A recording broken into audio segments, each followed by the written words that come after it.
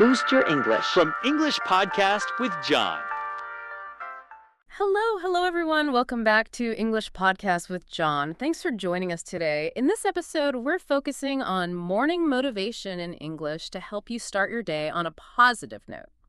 We're here to make your English practice simple, relaxed, and enjoyable. Hey there. So good to be chatting with you this morning. Hey, you too. I'm doing really well. Thank you. How about you? Oh, I'm feeling good. I've had my coffee, so I'm, ready to dive into this topic, morning motivation. I love this topic. It really feels like if you can just, nail the morning, the whole rest of the day just flows so much better. I'm excited to share some ideas. Me too.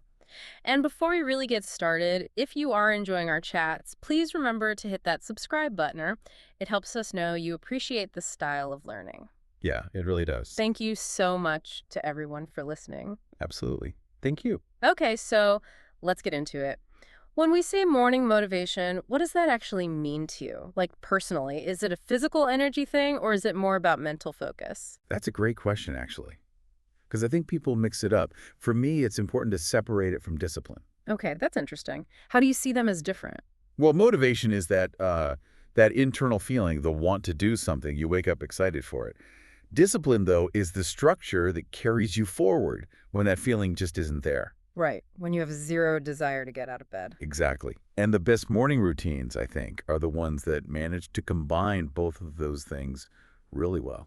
That makes so much sense. I remember this one morning a few weeks ago. I woke up like an hour before my alarm. Oh, wow. Yeah, and it wasn't stress or anything. I was just so excited to work on this little writing project I had going. That felt like pure motivation. It was like a feeling of purpose was literally pulling me out of bed. That's the perfect example. It's that feeling of having a clear, meaningful goal waiting for you. It just activates something in your brain. So does the kind of motivation you feel change depending on the day? I mean, Monday motivation definitely feels different from Friday motivation, right? Yep. Oh, absolutely. I think Monday motivation is, for a lot of us, built almost entirely on discipline and structure. It's about just getting it done. Yeah, you're starting the hard stuff, the meetings, the complex tasks. The reward feels really far away. So you have to rely on the habit, the routine you've built. And Friday? Friday is all about anticipation, isn't it? You're motivated by the reward of the weekend, which is right around the corner. The energy feels lighter because you're working towards a really immediate positive thing. That's so true. It's like you're coasting on the promise of relaxing. So for you, what's the first thought that usually motivates you when your alarm goes off? Honestly, on a good day, it's the thought of that first cup of coffee and the quiet that comes with it. Oh, I get that. It's not even the work yet. It's the ritual before the work. It's that small, quiet moment of success that gets the momentum going. And recently, that momentum helped me finish a big report way ahead of schedule, just because I started strong for a few days in a row. That's amazing. That momentum is so powerful. But it's also so fragile, isn't it? Completely. And we all know the #1 motivation killer. No, don't even say it. The snooze button. The snooze button. It feels so harmless. Just 9 more minutes. It's a trap. Every time I hit it, I wake up feeling even worse than before. And, I've already failed my first promise to myself for the day. That's exactly it on a psychological level. You're basically telling your brain, hey, that plan we had, never mind. Immediate comfort is more important. Yeah. It just destroys your resolve from the get-go. It really does. Okay, so if the snooze button is the enemy, let's talk about the opposite, the power of really simple morning habits. How do we create those little wins that get the ball rolling? I think the key is to focus on things that require basically zero thinking. You want actions that are so easy you can do them on autopilot. These are what some people call micro wins. A micro win, I like that. So what's a classic example? A most common one you hear is drinking a big glass of water right after you wake up. It takes, 30 seconds? Right, super simple. But why does something so small feel like such a big deal? Well, there's a physical reason. You're rehydrating, which your body needs, but the psychological part is, I think, even more important. It's the first task of your day, and you've completed it successfully, instantly. So you're starting with a check mark in the win column. Exactly. You started a success loop. It signals to your brain, okay, we're doing things, we're accomplishing goals, and that makes the next slightly harder task feel easier. That makes perfect sense. My non-negotiable habit is making the bed. It takes maybe 2 minutes, but it completely changes my mood. Mm-hmm. How does it change it for you?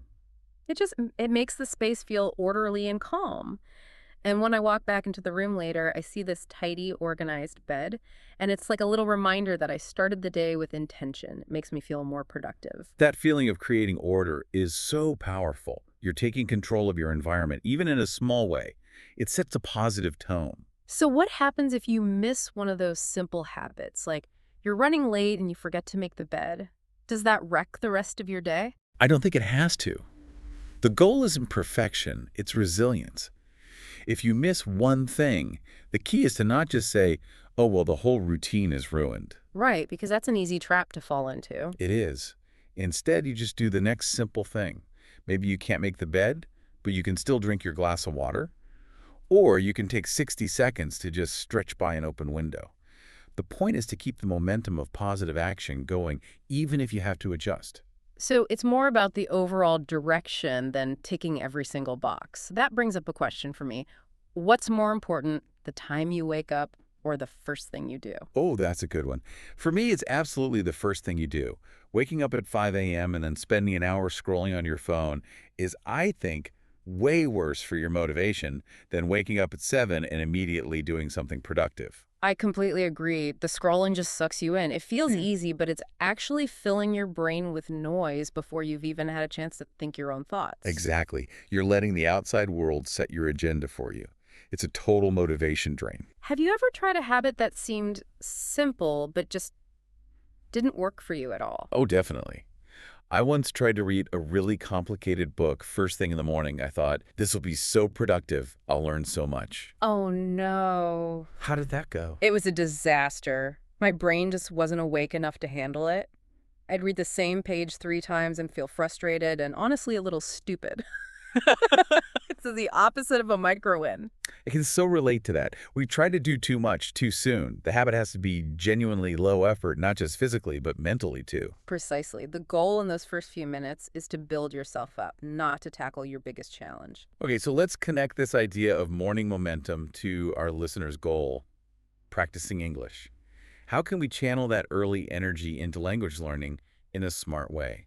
I think the morning is a fantastic time for it, mainly because your mind is fresh. You haven't been worn down by, a full day of decisions and distractions yet. Your brain is like a clean slate. Kinda, yeah. And I think the best way to use that is to focus on low-stakes practice. It's all about consistency, not about having one perfect, intense study session. So what would that look like in practice? What are some examples of low-stakes English practice for the morning?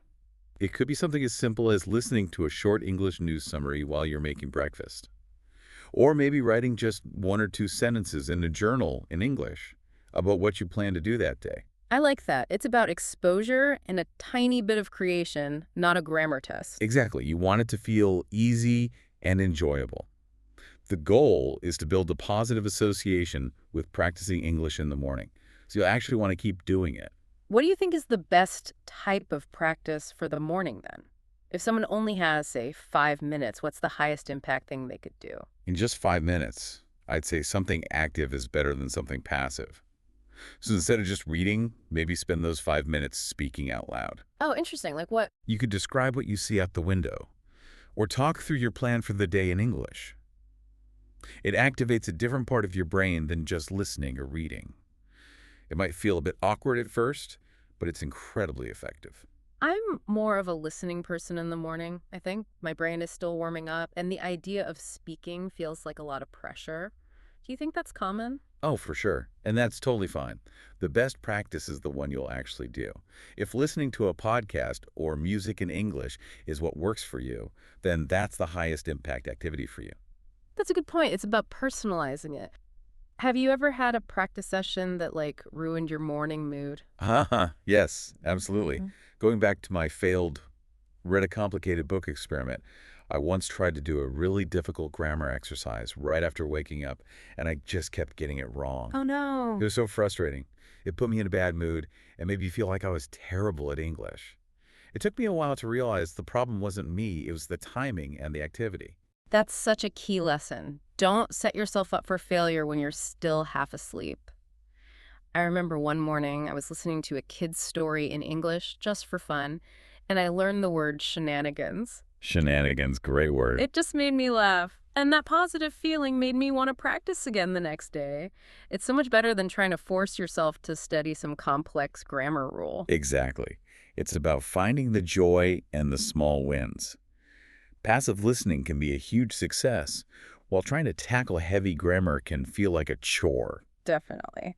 Okay, so we've talked about the ideal motivated mornings, but let's be real. Some mornings are just tough. The motivation is at zero.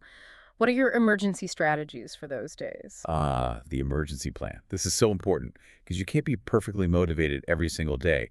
On those days, you have to forget about willpower and rely on, well, tricks. Cheat codes. I like it. Tell me more. I rely on sensory triggers, things that bypass your brain's resistance and just change your physical state.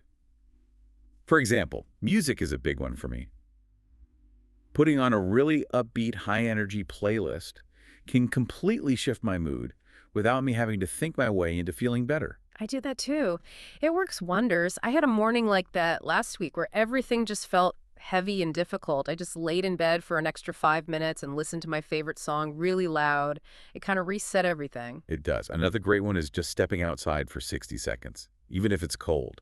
The change in light and temperature is like a shock to your system, in a good way. It wakes you up instantly. Or even just splashing some cold water on your face. Yes. Mm. Anything that physically interrupts that feeling of sluggishness. The goal on those bad days isn't to have a perfect routine. It's just to recover. It's about resilience, not perfection. I think that's a huge mindset shift. It's okay to have a bad start. But it leads to the question of forgiveness, doesn't it? Is it important to forgive yourself if you miss a morning goal? It's not just important, I think it's essential. If you wake up late and your first thought is, I failed, I'm so lazy, the day is ruined, then you've created a self-fulfilling prophecy. The day will be ruined because you've decided it is. Exactly. The negative self-talk becomes a bigger obstacle than sleeping in was. The best approach is to just acknowledge it. Okay, that wasn't the plan, and then immediately pivot to the next right thing you can do. That makes me think about the difference between being flexible and just skipping your routine altogether. Where's the line? I think flexibility is when you adapt the routine to fit the circumstances. So maybe you don't have time for your 20-minute English practice, but you do 5 minutes of listening in the car. You're still honoring the commitment. You're keeping the habit alive. Right. Skipping it is when you just throw your hands up and say, I'll try again tomorrow. That breaks the chain and makes it harder to start again. That's a really clear distinction. So last question on this. What is the one thing you absolutely refuse to do first thing in the morning because you know it's a guaranteed motivation killer for you? Oh, that's easy. Checking work email. A popular answer, I'm sure. It just immediately puts me in a reactive, stressful state of mind. All of a sudden, my priorities are being dictated by other people's emergencies. It completely hijacks my own agenda for the day. I feel that. For me, it's checking the news. Especially if it's sensational or negative, it just frames the whole world in a negative light right from the start, and that just drains any positive energy I might have had. That's a powerful one, too. You have to protect that initial mindset. It's clear that motivation is a moving target. It's not something you just have or don't have. Yeah, you have to cultivate it. This conversation itself actually feels pretty motivational. It really does. It's a good reminder of what's possible. So if we were to boil it all down to one quick tip, one motivational phrase, what would it be? For me, I think it's simply just take the first step. That's perfect. Because that's all it is. Make that first step so incredibly easy that you can't say no. The momentum builds from there. And you know, it's interesting. You see this idea across so many cultures, this idea of having a quiet, deliberate start to the day before the chaos begins.